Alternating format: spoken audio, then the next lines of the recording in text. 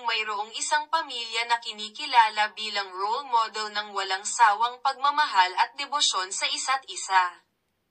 Ang pamilyang Mulak ni Aga at Charlene kasama ang kanilang kambal na sina Andres at Atasha ang siguradong papasok sa isipan ng karamihan.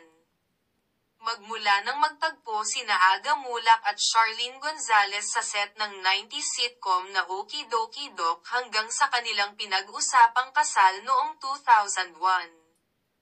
Ang pagsasama nila ay nakabuo ng isang napakagandang pamilya. When I proposed, it was quiet. And then it came out in the papers after 1 week. Nagulat talaga kami. Lumabas sa dyaryo. We're getting married.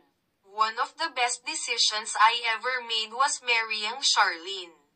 Up to now, I wake up saying, "Thank you, Lord."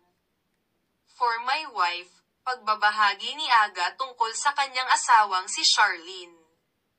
Isa sa mga unique at rare couples sina Aga at Charlene. Ang kanilang kambal na sina Andres at Atasha ay hindi lang ganda at mas appeal ang namana sa kanilang mga magulang kundi maging ang kanilang interes sa pagiging artista. Tumatak rin mga anak ni Aga at Charlene ang kanilang family-oriented values. Pinalaki nila ang kambal through old-school parenting. At desisyon nila na bigyan ng normal childhood sina Andres at Atasha.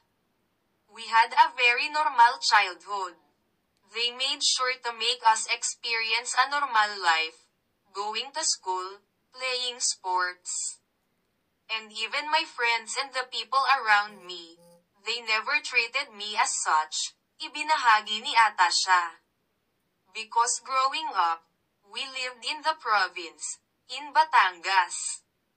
So we really got to experience all these things with my brother.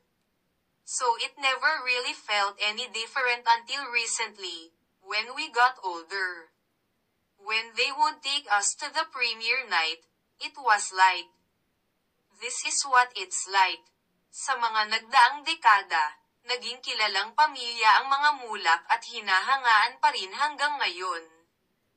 Una silang nakita sa isang popular fast food TV commercial noong 90s at noong 2018 kung saan naging guests ang mag-anak ni Aga sa TV5 show niya na Pinoy Explorer. Malapit na silang mapanood sa kanilang family sitcom sa TV5 na The Purse Family.